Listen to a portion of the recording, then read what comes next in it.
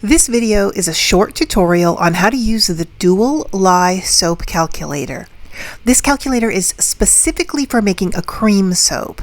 Now, if you have sought out this calculator, meaning if you've typed in some keywords and that brought you here, then you are not a new soap maker, and I probably don't have to explain this calculator in terms of beginners.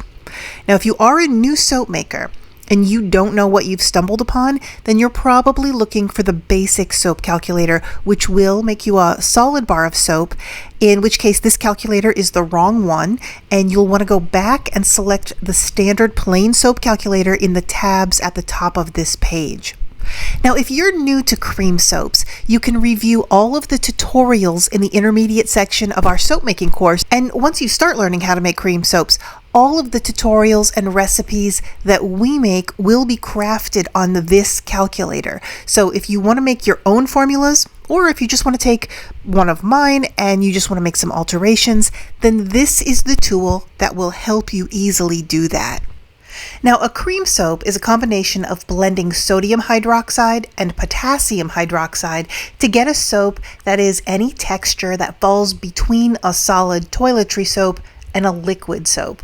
So these are going to be your foaming body washes, your soft lathering scrubs, and of course any of your lathering shaving creams, and that includes those shaving pucks where you might want to dissolve and then lather them up instantly with a big fat brush.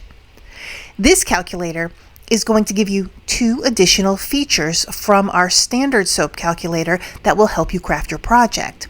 Now, the first and the most important is a slider tool that will allow for you to choose your ratio of sodium hydroxide to potassium hydroxide so that you can select the firmness of your own soap project.